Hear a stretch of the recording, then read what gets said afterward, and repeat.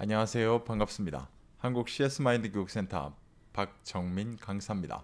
지난 2021년 2회차 2021년 2월 7일 날 진행이 됐던 CS 리더스 관리사 정기시험 이 CS 전략론 21번부터 30번까지 저희 이제 전략론 마지막 문제입니다. 자, 이 10문제 문제풀이 분석 동영상 시작하도록 하겠습니다. 자, 그러면 21번부터 보겠습니다. 제가 이거 90번으로 맞추다 보니까 화면에 보이시는 숫자는 51번으로 되어 있습니다. 자, 다음 보기의 내용 중 서비스 회복 시라고 언급하고 있어요. 이 서비스 품질 차원이라고 나옵니다. 그런데 이 서비스 품질이라는 건 오프라인이 아니라 이제 온라인을 의미하는데 앞에 중요한 키워드가 붙어 있습니다. 서비스 회복 시라고 언급하고 있거든요. 서비스 회복을 할 시에 필요한 이 서비스의 품질이 뭘까요? 자, 이렇게 나오기 때문에 여기에서 보게 되면요, 일반적인 핵심 차원이 네 가지가 있어요.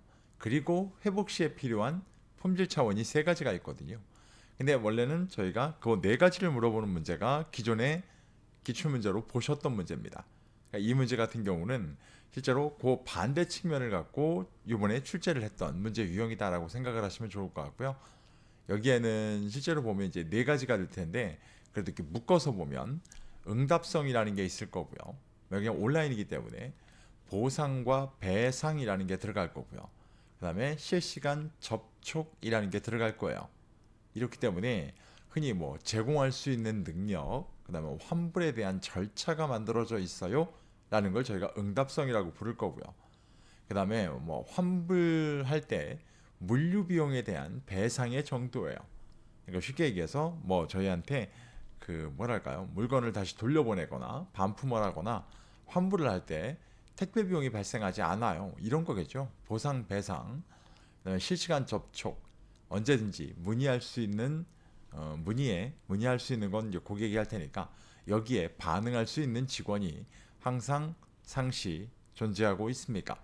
이런 걸 볼 수 있을 거예요. 이렇게 따지게 되면 가 응답성 해당하죠. 나 성과 추적 해당하지 않습니다. 다 성 보상 배상 네, 해당하죠. 실시간 접촉 해당합니다. 시설의 재배치 자 이런 건 없었어요. 회복 시에 필요한 거. 자, 이렇게 따지면 답은 2번입니다. 가와 다와 라 들어가는 문제. 이 문제 같은 경우는 기억을 좀 하셔야 될 것 같아요. 네, 세 가지밖에 없기 때문에 딱 의미를 갖고 기억을 하시면 좋을 것 같습니다. 다음 문제 보겠습니다. 다음 중 칸이 제시한 역할 모호성 발생 원인으로 가장 거리가 먼 것은 무엇일까요? 아마 저희 이 문제풀이 분석 동영상을 할 때 기반이 되는 뭐 저도 이 교재를 갖고 수업을 합니다만 이 교재를 보시는 분들 CS 표준교육센터가 이제 출판한 교재죠. 이 교재에는 이 칸이 제시한 역할 모호성의 발생 원인이 포함되어 있지 않습니다. 이렇기 때문에 저희도 수업을 할 때 꼭 이 칸이라는 사람이 제시한 역할 모호성의 발생 원인에 대한 걸 교육생들한테 직접 한번 적어 보실 수 있도록 뭐랄까 이렇게 불러드리는 경우가 되게 많은데, 왜냐면 이 내용 자체가 어렵습니다. 내용 자체가 어려운 데다가 앞뒤에서 워딩을 바꿔버렸을 경우에 특히나 뭐 말씀을 드리면 대부분의 문제의 오답은 뒷부분이 바뀌거든요. 뒷부분이. 근데 이게 이제 앞부분까지 바뀌게 되면 정말 어렵습니다. 이 문제.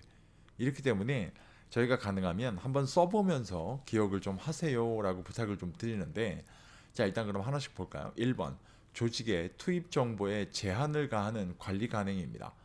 이건 맞아요. 역할 모호성이 발생합니다. 이게. 2번 재조직화를 수반하는 조직의 빠른 성장 맞습니다.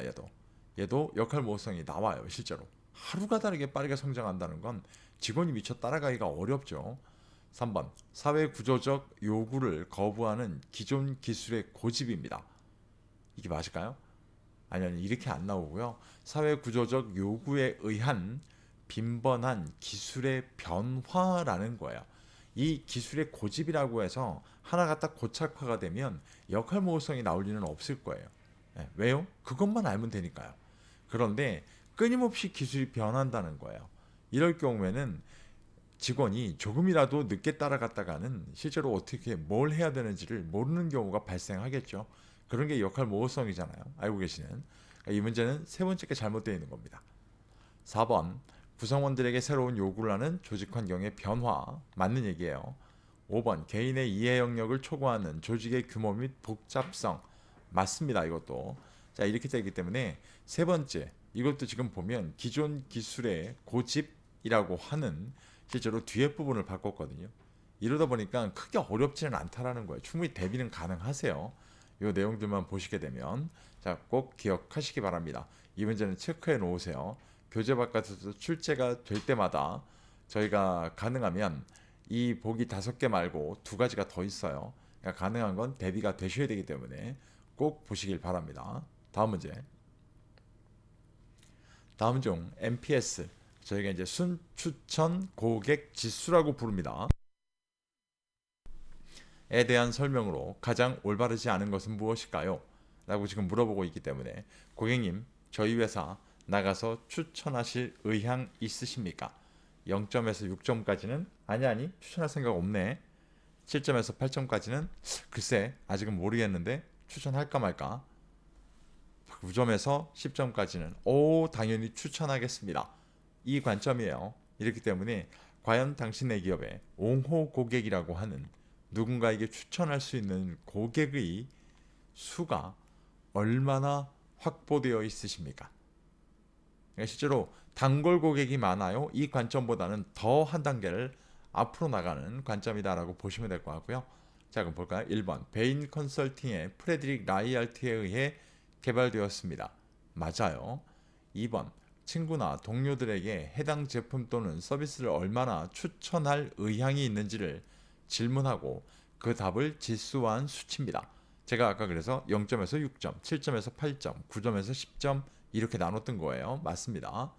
3번 고객에게 당신은 현재의 거래 회사를 친구나 동료들에게 추천할 의향이 얼마나 있습니까? 라는 질문에서 출발합니다.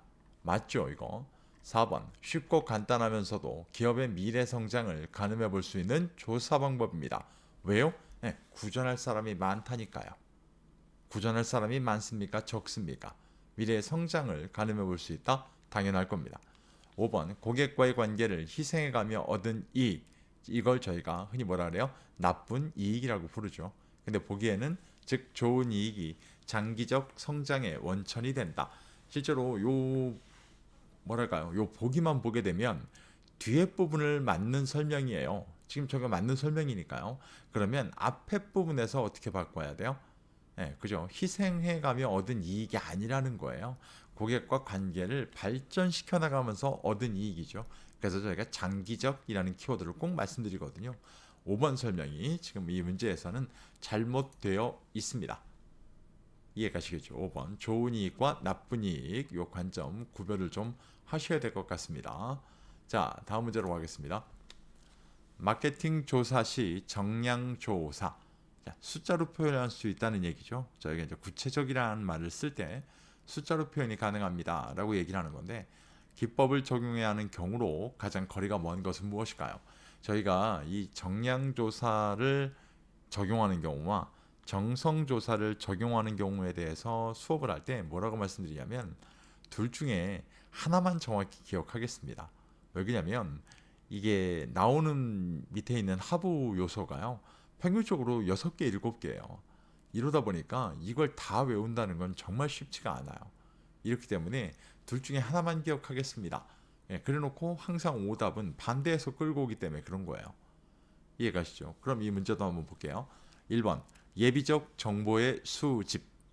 자, 이거 뭐에 해당하는 걸까요? 예비적 정보의 수집이라는 관점에서 보면 네, 정성조사 기법을 적용하는 경우입니다. 예비적 정보의 수집. 2번 각 상표의 포지셔닝을 파악합니다. 포지셔닝. 우리가 지금 현재 어느 위치에 와 있을까요? 우리 현재 기업 몇 등일까요? 이건 숫자로 표기가 되잖아요, 분명히. 그죠? 시장 세분화 및 목표 시장 선정. 네, 시장 세분화. 시장을 세분화시켰어요. 여기에 우리 기업이 밀고 들어가면 이 정도의 판매량은 달성할 수 있을 것 같습니다. 이것도 수치화가 돼요. 4번 소비자 특성별 니즈의 구조와 차이입니다. 자, 여기서 잘 보면 니즈의 구조까지는 몰라도요. 차이를 나타내기 위해선 이 차이를 나타낼 때 조금 적어요. 조금 많아요. 이렇게 표현할 수 있을까요? 아니죠. 실제로 몇 프로가 적습니다. 몇 프로가 높습니다. 야, 이것도 수치로 표현해야 돼요. 5번. 시장 경쟁 상황 및 소비자 태도와 행동을 파악할 수 있습니다. 네, 우리 기업의 선호적인 고객입니까? 아니면 비호감을 갖고 있는 고객입니까? 이 비중이 몇 프로나 됩니까? 이것도 충분히 가능하다는 거야. 자, 제가 지금 여러분한테 암기하는 것 말고 조금은 색다른 방법으로 말씀을 드렸거든요. 네, 숫자로 표기가 됩니까? 안 됩니까? 자, 이 관점으로도 분명히 문제풀이가 가능해요. 그러니까 암기하지 않으셔도. 그런데 제가 가능하면 이 방법은 수업할 때도 말씀을 잘 안 드려요. 네, 왜 그러냐면 그냥 지나가듯이만 말씀드리는데 이게 제가 바라보는 이 기준하고요. 시험을 준비하는 여러분들이 바라보는 기준이 동일할 리가 없어요. 이해가시죠? 이렇기 때문에 제일 좋은 방법은요. 정성조사 기법을 적용하는 경우, 정량조사 기법을 적용하는 경우를 선생님들 꼭 둘 중에 하나를 기억하시는 게 좋습니다. 이해가시죠? 하나는 과감히 버리셔야 됩니다. 대신에 정확하게 기억하셔야 됩니다. 꼭 기억하시길 바라겠습니다. 자, 다음 문제. 고객 조사를 위해 설문지에 질문을 작성할 경우 주의할 점으로 가장 올바르지 않은 거. 자, 설문지에 질문을 작성할 경우요. 이 문제의 키워드는 질문을 작성할 경우예요. 질문을 작성할 경우 1번 유도하는 질문을 하지 않도록 주의합니다. 맞죠? 2번 듣는 사람이 오해할 수 있는 단어를 사용하지 않아요. 맞아요. 3번 응답 범위를 활용하여 과잉 반응이 나오지 않도록 해야 됩니다. 맞죠? 이거 질문 작성할 때 뜻이 복잡하고 미묘하거나 비상식적인 단어를 사용하지 않아요. 맞습니다. 5번 구체적인 조사 답변이 나올 수 있도록 하기 위해 기존 항목의 제시된 응답 이외에 기타 항목이 추가되지 않도록 주의합니다. 이렇게 되면 고객이 우리가 만들어준 보기 안에서만 골라야 된다고 한다면 고객의 의견을 저희가 어떻게 할 수 있는 거예요? 충분히 왜곡할 수 있는 측면이 있잖아요. 이렇기 때문에 기타라는 항목을 꼭 추가하셔야 되는 거죠. 이해가시죠? 이 문제 같은 경우는 제가 왜 앞에서 질문을 작성할 경우 여기까지만 말씀을 드렸냐면 원래는 다른 파트에 있는 걸 갖고 끌고 와가지고요. 실제로 이런 관점들을 저희가 문제로 만들거든요. 이해가세요? 그런데 이 문제 같은 경우는 독특하게 워딩을 바꿨어요. 이러다 보니까 제가 다른 설명을 안 드렸던 거예요. 평상시의 문제는요. 질문을 작성할 경우 주의할 점이에요 라고 하면 다른 데서 끌고 온다는 거예요. 그러니까 그 문제를 대비하시는 게 더 맞는 거예요. 이해가시겠죠? 이 문제 유형 꼭 대비하시기 바랍니다. 자, 다음 문제 보겠습니다. 고객의 기대 영향 요인 중 내적 요인에 해당하는 건 뭘까요? 내적 요인. 자, 기대의 영향 요인 중에 내적 요인이랍니다. 내적. 쉽게 해서 이 사람 내부에서 갖고 있는 거예요. 그럼 저희가 외부에서 듣게 됩니다 라는 관점은 가장 중요한 것 중에 하나가 뭐예요? 그게 구전이잖아요. 외부 그러면 구전보다 강력하게 이 사람 내부적으로 갖고 있는 건 첫 번째 뭐예요? 경험이거든요. 경험. 과거의 경험이 여기 들어가 있는 거예요. 일단 첫 번째로 네 가지가 있는 것 중에 가장 중요한 거니까요. 그래 놓고 나머지 세 가지를 기억하시면 개인적 욕구요. 쉽게 해서 니즈라고 불러요. 저희가. 두 번째, 나랑 이게 얼마나 인벌브되어 있나요? 흔히 저희가 이제 관여도라고 부르죠. 나와 얼마나 상관 있는 제품이야? 관여도라는 측면이 들어갑니다. 그리고 나선 서비스 철학이에요. 기본적으로 내가 이 서비스에 대해서 갖고 있는 어떤 철학이 뭐야? 라는 관점이죠. 이렇게 네 가지를 보면 개인적 욕구, 관여도, 그 다음에 과거의 경험, 가장 중요한 거, 서비스 철학 이렇게 들어가 있거든요. 그럼 이 중에 내적 요인에 해당하는 게 뭘까요? 라고 지금 얘기를 하고 있다는 건 보면 1번 개인적 욕구, 얘가 해당하는 거죠. 개인적 욕구, 환경적 조건 또는 정서적 상태, 직원의 역량, 유형적 단서의 제공은 전부 다 다른 파트에 쉽게 얘기죠. 외부 영향 또는 기업의 영향, 상황적 영향 여러 가지로 나눠지게 되는데 그 다른 쪽들에 다 포함되어 있는 내용들이기도 합니다. 선생님 꼭 구별할 수 있으셔야 됩니다. 이걸 왜 맨날 구별할 줄 알아야 된다고 그렇게 표현해도 됩니다만 하여간 꼭 기억하세요. 다음 문제. 소비자 심리와 관련해 다음 보기 괄호 안에 들어갈 용어로 가장 알맞은 거 볼까요? 자, 2030 고객이 명품 매출의 50%를 넘길 정도로 어제 뭐 요 며칠 사이에 비가 많이 올 때도 샤넬백 할인하니까 그 뭐 폭풍우까지는 아니어도 그렇게 긴 줄을 서고 할 정도로 충분히 굉장한 관심이 높습니다. 안 그래도 코로나의 영향도 있다라고 나오기 때문에 50%를 넘길 정도로 MZ 세대, 요즘 갖고 있는 세대죠. 기본적으로 명품 소비가 증가하고 있고 백화점 명품 매장에서는 교복을 입은 10대 청소년을 어렵지 않게 발견할 수가 있다고 합니다. 모 학생복 업체가 진행한 설문조사에 의하면 10대들이 명품을 사는 이유로, 자, 여기부터가 중요할 거예요. 친구들이 가지고 있으니 소외당하기 싫어서. 네, 친구들도 갖고 있으니까 나는 소외당하기 싫어서 13.1%가 2위를 차지했다고 합니다. 네, 자들도 갖고 있으니까 나도 가져가 봐야지. 나도 갖고 있으면 좋을 것 같은데. 그래서 이들은 군중 심리, 즉 뭐뭐로 인해 명품을 구매하게 되는 것이다. 저 사람들이 사니까, 내 친구들이 사니까 나도 저런 거 하나 갖고 있으면 좋겠어요. 저희가 좀 어려운 말로 뭐라 불러요? 이걸 악대차 효과라고 불러요. 악대차. 이걸 영어로 그대로 바꾸면 저희가 뭐라 그래요? 밴드웨건 효과라고 부릅니다. 밴드웨건이라는 거 하는 게, 선생님 저 웨건이라는 건 마차 얘기할 거고요. 밴드라는 건 선생님 이 밴드가 있는 마차를 얘기하는 거잖아요. 그러니까 저게 지나가게 되면 사람들이 저걸 따라가면서 뭔가 듣게 된다. 그래서 나한테는 당장 필요하지 않음에도 불구하고 그 많은 사람들이 많이 산다고 한다면 나도 저거 필요하지 않을까? 이렇게 구매하게 되는 관점이죠. 이해가시죠? 그렇게 좀 보시면 될 것 같고요. 뭐 속물 효과, 그다음에 이거 스톱 효과라고 저희가 불러요. 똑같이 뭐 백로 효과, 명품 효과 이렇게 따지면 1번, 2번, 3번이 다 똑같은 표현이죠. 그래서 희소성, 남들이 못 살 때 이때는 내가 사죠. 그럼 돋보일 수 있으니까. 근데 이게 저변이 확대돼서 많은 사람이 사요. 그럼 뭐예요? 그때는 안 사버린다는 거죠. 이런 걸 저희가 속물 효과, 값이 오를수록 수요가 증가해요. 알고 계시겠지만 경제학자 이름, 베블론 효과, 베블린 효과 뭐 이렇게 부르는데 외국 사람 이름이니까요. 뭐 그래가지고 나오는 거, 값이 오르면 수요가 증가합니다. 라는 관점이죠. 자, 이렇게 보실 수 있는 문제 유형이었습니다. 기억을 좀 하셔야 될 것 같아요. 문제 유형. 다음 문제. 고객 분석을 위해 필요한 고객 세분화 유형의 분류 중 단일 기준에 따른 분류로 보기 어려운 거야. 자, 단일 기준이라 그래. 단일 기준. 저희가 단일 기준이다라고 얘기하게 되면 원래 이 문제도요 다기준이 나오죠. 다기준 그러면 저희가 RFM에 의한 세분화, 그러니까 리센시, 최근성, 프리퀀시, 구매 빈도, 모네터리, 구매 금액, 여기에 의한 세분화, 그다음에 CLV, 고객 평생 가치, 저희가 고객 생애 가치, LTV 같은 의미로 학자들이 보기 때문에 고객이 미래에 가져올 수익에 대해서 현재의 가치로 판단하세요. 이런 관점이죠. 이 두 가지가 다기준이에요. 그럼 단일 기준입니다라고 얘기하게 되면 상품에 의한 세분화, 연령에 의한 세분화, 지역에 따른 세분화, 구매액에 따른 세분화. 그러니까 구매액에는 구매 금액이겠죠. 자, 이렇게 네 가지예요. 그러면 이 중에 보기 어려운 거 결국 뭘까요? RFM에 따른 세분화예요. 왜? 얘가 다 기준이기 때문에. 이해가시죠? 아주 간단하게 풀 수 있는 문제 유형입니다. 그러니까 이 문제 유형은 앞으로도 이렇게 나온다고 한다면 저희는 단일 기준은 한번 보시면 되고요. 다기준을 기억하시는 게 맞아요. 왜냐면 지금 1번, 3번, 4번, 5번이 단일 기준이잖아요. 이해가시죠? 이렇게 구별을 좀 하실 필요가 있는 문제 유형이었습니다. 다음 문제. 다음 중 고객 경험 관리 CEM입니다. 특징에 대한 설명으로 가장 거리가 먼 거. 자, 일단 보게 되면 이 CEM 문제가 나올 때, 특히나 특징을 물어볼 때 저희가 꼭 기억하셔야 되는 건 CRM과의 비교예요.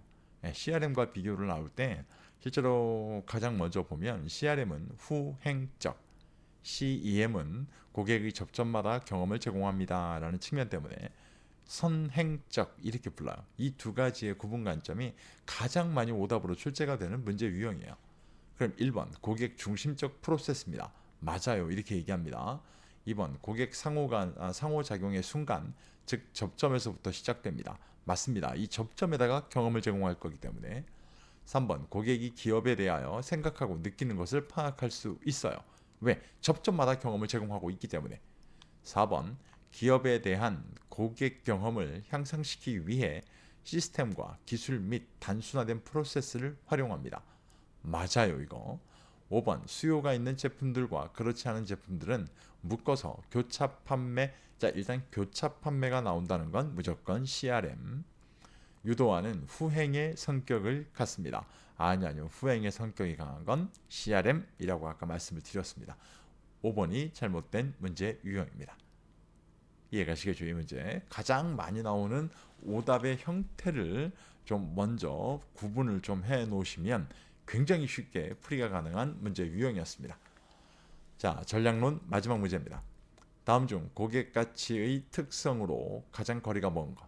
자, 고객 가치의 특성이라고 저희가 부르면 네 가지가 있죠.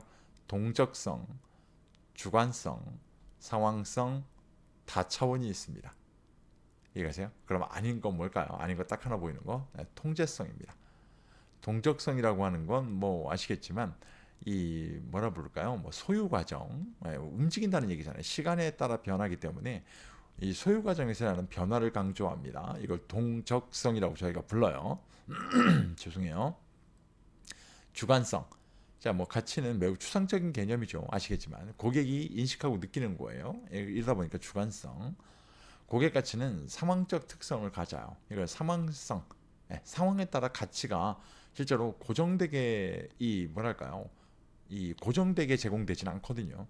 다차원, 고객 가치 구동 요인의 다양성과 단계성에서 나타나요. 고객 가치는 절대로 하나의 차원, 단일된 차원으로만 보여지지가 않죠. 자, 이런 것만 구별하고 계신다면 충분히 구별할 수 있는. 왜냐면 목 상태가 좋지 않아서 이 개념을 물어보는 문제는 출제가 됐었습니다만 최근 들어서 이게 오랜만에 나온 문제잖아요. 이러다 보니까 일단은 가장 기본적인 이 하부 요소에 대한 걸 물어봤던 문제 유형입니다. 한번 체크하고 보시면 좋을 것 같고요. 전략론이라 할지라도 최근의 문제 추세를 보면 크게 어렵지 않은 출제 문제 유형들을 보실 수가 있던 문제 유형이었습니다. 자, 이렇게 10문제를 풀어봤는데요. 크게 어렵지 않게 다 말씀을 드릴 수 있을 만한 내용들이었고 이 10문제 풀이 동영상만으로 나는 시험 대비가 충분히 가능하겠다라고 생각하신다면 그건 저희도 감사한 일이에요. 하지만 난 좀 더 필요하다라고 하면 저희 거 홍보 좀 다시 할게요. 네, 오른쪽 위에 보시는 게 저희 네이버 카페 메인 화면입니다. 포털 사이트에 박정민 강사라고 검색하시면 다 나올 거고요. 카페는 유료화되어 있어요. 네, 저 부분은 좀 유념을 좀 해주세요. 유료화되어 있어서 아마 시중에서 볼 수 없는 굉장히 다변화되어 있고 다변화되는 출제 문제를 대응할 수 있는 가장 압도적이라고 저는 생각을 합니다. 이렇게 분류를 해놨기 때문에 왼쪽에 보시는 이런 다양한 문제집 형태들을 가입을 하셔서 아래 보시는 저 세 가지 저희가 이제 온라인 이북의 형태로 출판을 해 놓았는데요. 저걸 가지고 한 가지만이라도 구매를 하시게 되면 나머지 두 가지뿐만 아니라 왼쪽에 보시는 저런 문제 유형들 분석 솔루션에 대한 건 뭐든지 다 확인하실 수 있도록 카페에서 다 제공을 해 드립니다. 그리고 제일 중요한 카페에 가입하셔서 뭘 물어보시면 정말 이 강의하는 것처럼 회신 드립니다. 네, 이렇게 실제로 시험을 준비하는 분들과 상호작용하는 카페는 아마 거의 없을 거예요. 네, 이럴 정도로 시험 합격을 위한 모든 것들은 제공해 드리고 있습니다. 한번 활용해 보시면 충분히 단 한 번의 시험 접수로 한 번의 시험 합격을 목표로 갖고 있다면 분명히 도움이 되실 겁니다. 한번 활용해 보시기를 추천드리겠습니다. 감히. 다음번 영상은 실무론 1번부터 10번까지 문제풀이 분석 동영상으로 다시 한번 찾아뵙도록 하겠습니다. 오늘 보신 영상이 시험을 준비하는 데 도움이 되셨다면 구독과 좋아요, 체크도 부탁드리겠습니다. 긴 시간 고생 많으셨습니다. 고맙습니다.